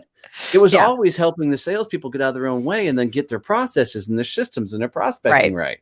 So, I've done that a million times with hiring too. So I had a client that I worked with earlier this year, and it was, I need another executive. And this is a baby startup, by the way, like little itty bitty baby startup. And they're telling me, I need another executive. I need an executive sales guy, director of sales, and blah, blah, blah. Going, okay, so how many people are on your sales team? None. Okay, so I said, sure, I can do that. Yeah, I will get you that sales executive. You know what I sent them? A really badass sales guy who knew how to grow a goddamn territory. Done. And you know what? that's who they hired. And that's what worked for them. So very much to your point, yes, that actually does work very effectively. Donnie and Catherine, I couldn't agree with you more. And I think you bring up really good points. And for me, when I'm in these conversations with people, in sales conversations, and trying to figure out what they really need, I approach it this way. And I'd like to hear your perspective on how you do it. I always start with, what'd you have a challenge with today? What was your biggest challenge this morning? What was your thing at work that was really tough for you? And try to understand the insight, or try to understand their mindset of like, this is what really bothers me. And then go back at it and go, is this what you really need then? Because it sounds like if this is your biggest challenge, you might need this. Right. How do you guys approach that? Well, twofold. One, I like that. I wanted to make sure where I was in a sales call as you put that up, because what I thought you were doing is that's how you were starting the sales call. And I'm saying, no, I want to twist that. But I realized as you were already into the sales call and they're leading in with, hey, this is my problem. Now you're gently challenging, which I absolutely love. Now I'm 100% with you, is when people bring things to the table. As buyers, we're so programmed to say certain things even when we don't mean it. Take, for instance, walk into a furniture store. As soon as you walk into a furniture store, here comes the guy or gal with the clipboard, right? And you walk up and your first response is, no, I'm just looking, right? And nobody goes into a furniture store without something in mind. It's not like you often just walk through a random furniture store. Well, Justin... Here's weird weekend plans. A more exciting life. Yeah, we do. Justin, where's your vodka? Right. We need to. That's why I go. So I run out of vodka. I'm like, I'll just go to a furniture store then. That's a weird response to running out of vodka. They're drinking because they're not selling. You're right, Donnie. Sorry to interrupt. Go ahead. No, you're totally right. And so it's the ability to change the game that they're playing. And the best way to do that is raw, gentle, nurturing bluntness, because they're not used to it. Right. And depending on your sales type, that you are, like I'm a, if you go disc model, I'm a, 90% D, in that model. And if you go down that path, it's really easy for me to challenge other people. To go, really? Yeah. That's the direction you want to go. And then for other people, it's got to be, tell me more. Right. Why is that? Right. That is the best phrase right there. You said it. Tell me more. Yeah. Tell me more. And you about always that. want to learn. Tell me more and tell me why. Yep. Yes. And you have to listen. Key to listening. Listen and learn. And so I want to ask real quick, because we're kind of running towards the end of your segment. I've got to get your take on this, Donnie, and yours, Justin, as well. So another part of being an entrepreneur is at some point you are going to have to negotiate contracts. Okay. Whether it's a partnership agreement, and whoa, buddy, that's a whole other episode in and of itself. Let me tell you, been down that road. Whew. Yeah, it's really simple. Don't do partnerships. Don't do partnerships. Thank you. Yes. Thank you. Just don't do it. If you want somebody to work with you in equity share, maybe, but keep control of just don't do it. Anyway.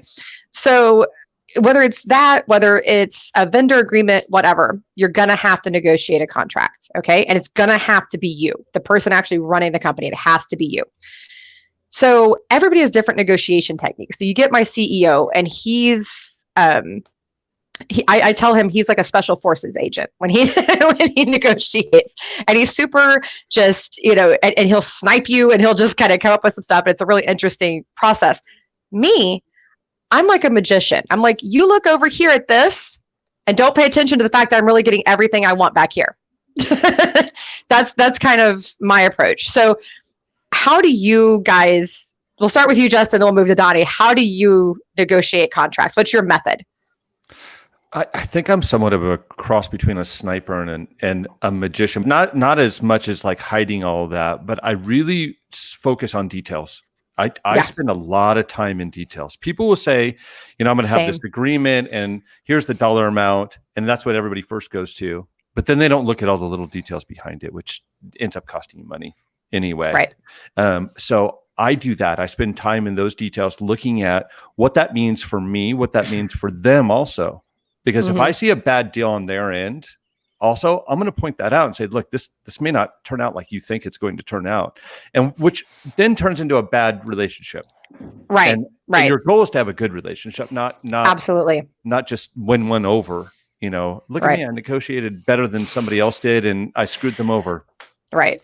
Right. No, you never want to screw people over. Never. No. No. So I do a little bit of both. I look at, I'm going to hit you with these things, and this is what I absolutely need. And you're probably not going to know I need these things because we didn't discuss it. And then I'm going to say in the details, this is what we're really looking at. I'm going to make sure all those details are hashed out. I spend more time 100%. redlining contracts than anything else. That is the majority of my time. Just sit there and redline. I'm meticulous. You, Donnie, what about you? A little bit more of a bull in a china shop. I'm so surprised. Well, That's shocking. I was on a very large multi-million-dollar figure sales deal, and it was an Indian-owned company, which are some of the best negotiators on the face of the earth. These guys and gals are brilliant. And I went in and I kept telling myself, this is our bottom line.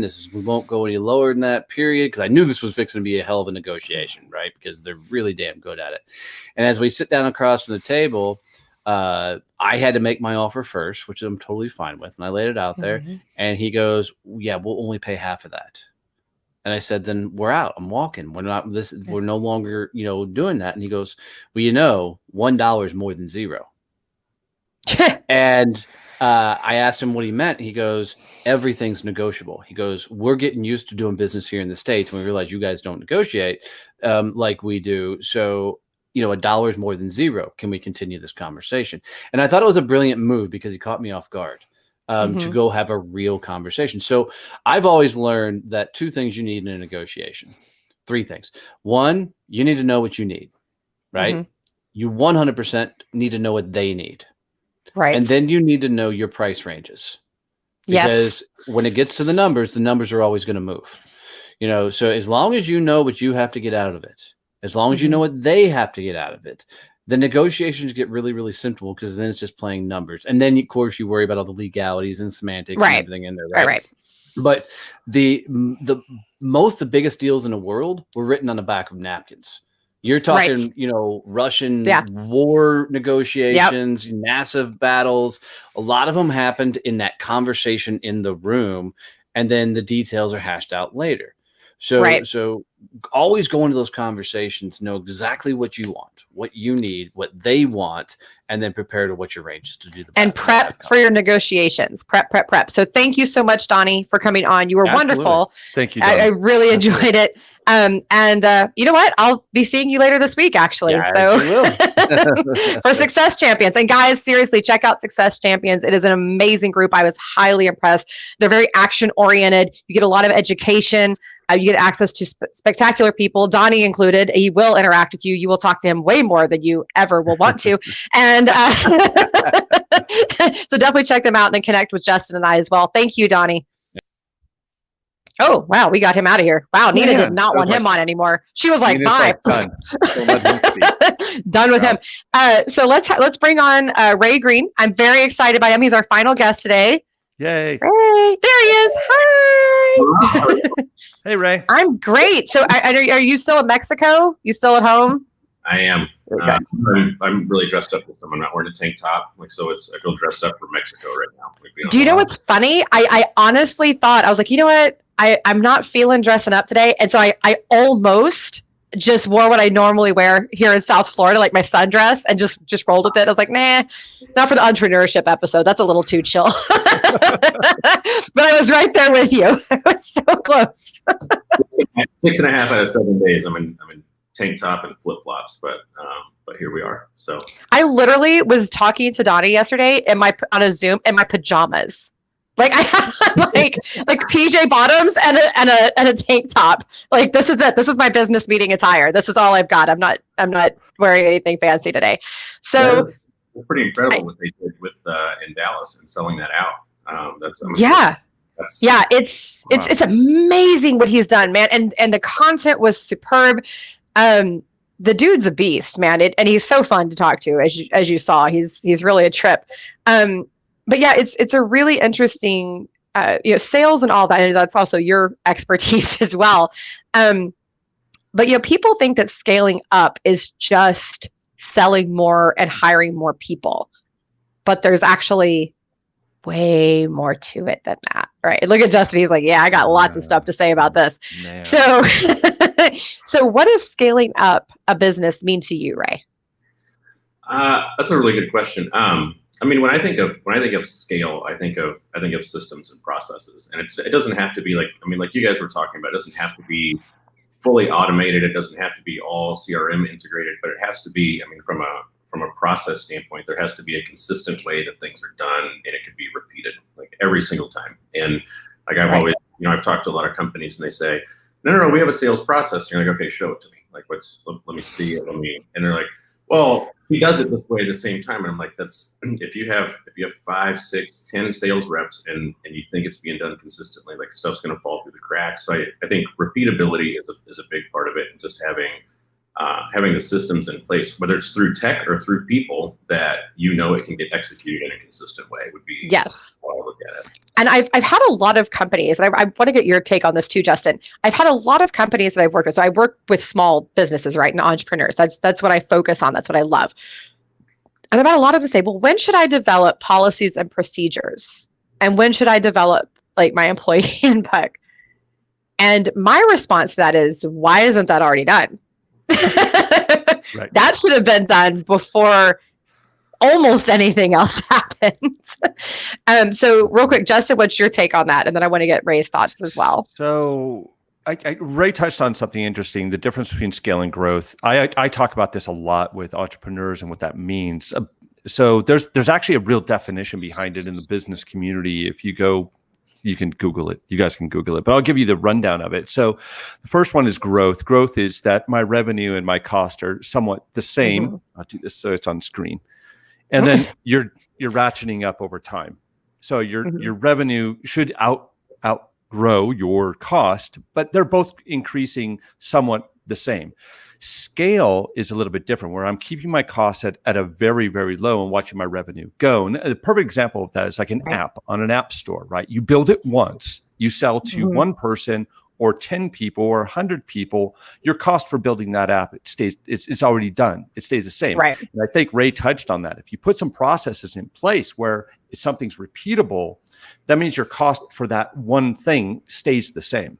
And you want to keep your cost as low as possible. Now, it's not always possible to keep your costs at the same level. What you want to do is watch your revenue go up and your costs kind of slowly trail behind it. So there's this 1-to-1, 1-to-2, 1-to-3, that ideal the ratio.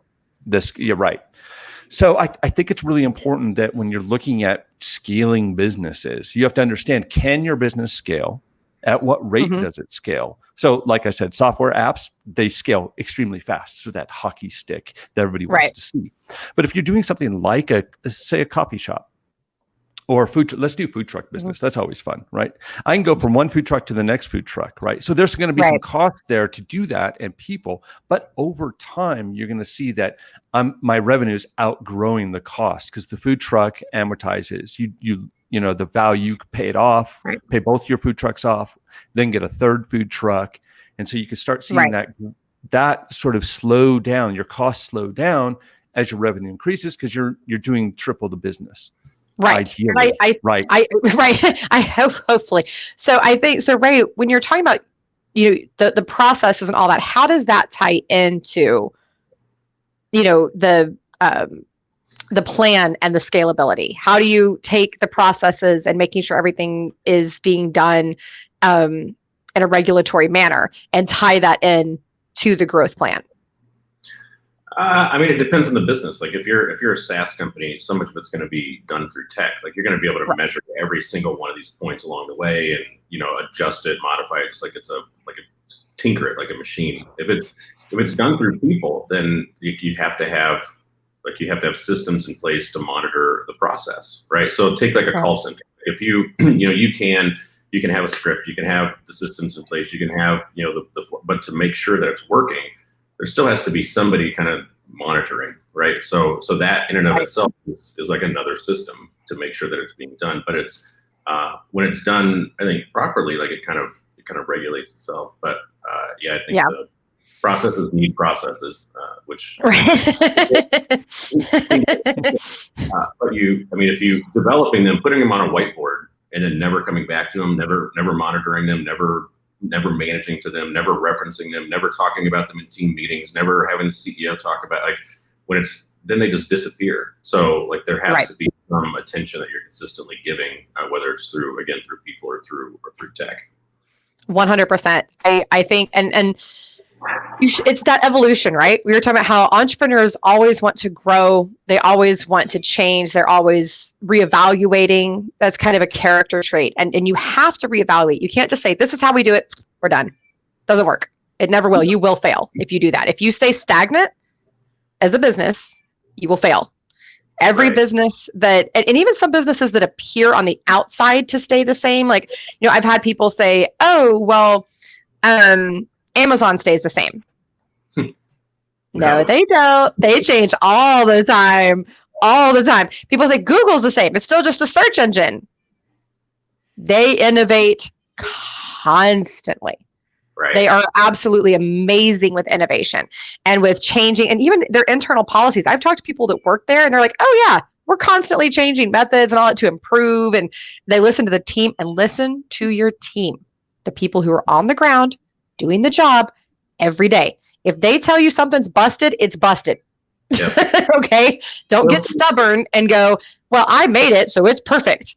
Right. Sales teams can be the best R&D that you have. Like, they're on the front line. Yes. They hear the no's, they hear why they're being told no, and when they bring that information back, like that, it's an R&D channel. The other thing I was going to say on the scale is, I do think you can get over focused very in the early stages. You can get too focused on scale.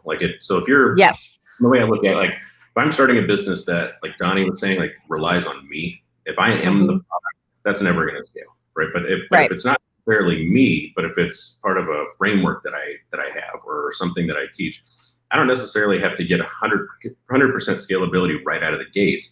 The question that I would be asking, whether it's as an investor or anything, like, I'd be asking, can it scale? Like, in the very, very early stages, because you can spend so much time trying to get the system perfect and before you're even solving for the problem that you have, like, solve the problem that you have, go get some customers, and then create the problem, and then go, okay, let's figure it out. As long as you know you can scale it when you need to, I think that's the most important. Right. And you can't scale too fast. So you do kind of have to go, okay, so this is going good at this size. Now let's try this size, or let's try this new product or whatever. And that's the other thing. I've seen a lot of people try to put too many products out there too quickly. If it's, like a retail type situation or something like that, or even in a SaaS space, I've seen that. I've seen too many products launched, and it's just pandemonium, and nothing is being perfected. So you have to start here, get that right, and then go to the next step. It's just like, and as an athlete, when you're learning different things, you got to learn how to run properly, right? Then you got to learn how to, if it's soccer, kick a ball. Then you got to, it slowly develops, and you learn each skill. And once you perfected something, then you move on. Right. It's interesting. We talk about beachhead markets. So if you have a product that's we'll take Audrey. Since she was on the show, and she has a stroller company. Really, what we were working with her is, what's her beachhead market? It's very, very small, very specific, so she can understand how to attract a customer, how to make sure that she has things in place where she can get revenue from that customer. And in her case, it was women that had triplets. Multiples, right, multiples, or close range children, right. Not going out to going, well, we could build a stroller that's for one child also, or we could also build this one that's a jogger, and we could do all this, right? That's too many products coming out the gate. Stick very, the more specific you are starting, the better you're going to be understanding your business and what you can do to get to the next level. Right, and even with it's not a product. And if it's not a product, even if it's a service, but just don't offer everything under the sun. One of John's favorite sayings, and he was on the show, is you can't boil the ocean. Right. Right. So don't go after everything at once. Go after something very specific. And I think at that point, then you can put some processes in place that make sense for proper growth and proper scale. I agree. Justin, adding on to that, I'd say almost every business that I've had the opportunity to work with or in has more good ideas than they have capability to execute them. And so a really important piece is, and you don't want to lose those ideas sometimes. So what we did, we were for a company we were running, we essentially said, it's like a digital suggestion box, and we don't want to lose those ideas. We want to come back to them. So when you have them, put them in the idea, but then you got to go back to the job that we're doing right now, right? So that we can, and then have something, whether it's on a weekly, monthly, quarterly basis, where you're reviewing all those ideas and then prioritizing them and figuring out, okay, what bandwidth do we actually have to execute any of this stuff? Right. You can get oil the ocean. I love that term. I mean, you can overwhelm yourself by what was the term? No, I'm kidding. You can overwhelm yourself with all the ideas and not know, and now you don't know, you're confused on what to pursue, and your execution tends to, the quality aspect of it tends to decline when you're trying to do too many things at once. 100%. And real quick, I do want to ask you, because we had this question come up earlier from a guest, from a viewer, and wanted to know, because we're talking about, scaling and all of that. And as you scale, sometimes you move from one type of business to another. So you might go from a solopreneur or, and to a partnership or to a corporation or to an LLC. So kind of explain to our audience, if you could, why you would choose to advance to a corporation or an LLC over staying a solopreneur or, an individual business owner. Is that me or Justin? We'll start with you. Okay. Like the most common, and I think the most difficult transition, is going from a solopreneur into an LLC or a corporation, and it's because somebody usually has, it's like the E-Myth basic foundation. Like you start doing this thing, you do it really well, the dog catches the car, you get a bunch of clients, and then you realize, like, oh shit, like I don't have enough time to actually do all the work and or to do it well. And these clients are going to be like the next, like if they're going to refer me to the next one. So now I have, and the solopreneurs that I've worked with before, it's been time. Like they start off thinking, I'd love to own my own business, not have a manager hovering over me anymore. So they go out, they do the job, they get the clients, and then they get overwhelmed almost inevitably because they get exactly what they want. And the transition into an LLC or a corporation is what allows you to scale, I guess, or allows you to grow and get quality of life back, I think, is a big part of it. Right. 100%. And so, Justin, what do you see as the biggest difference between the corp and the LLC? So it's interesting. When we mentor, we tell them, don't worry about these corporate legalities. Sort of the legal entity is what really matters here, right? So if you're a sole proprietorship, or you think you want to build an LLC or move into the C Corp, the thing that there should be a difference in denoted. I'll learn to speak this language soon. I'm still learning. I'm young. I don't know these things. But I think what should be noted here is that if you're going into business with several co-founders, you're going to have to learn how to divide up that equity, and you're going to have to learn what that means, and that's stock. So when we talk about equity, it's shares of the company, stock shares of the company, and you can't do that with a sole proprietorship, and it's extremely difficult in a LLC, which is a partnership, which is equally divided, and you all share in the tax liability. There's the big one. And then if you go into a C Corp, you can then divide up shares properly. And this depends on what type of business you're building. If you're going in where there's going to be investment, where you're going to get what we call institutional investment, it means somebody, one of those big investment companies that are coming in and they're going to say, yeah, we're going to dump money into your company.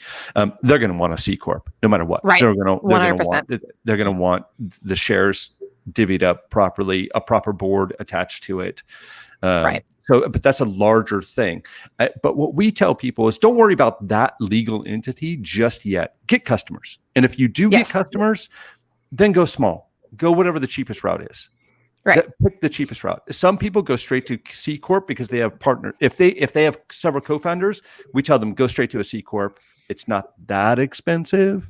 No, it's not that bad. It's not that bad to do C Corp. And in California, it's different. It's because California's, never mind.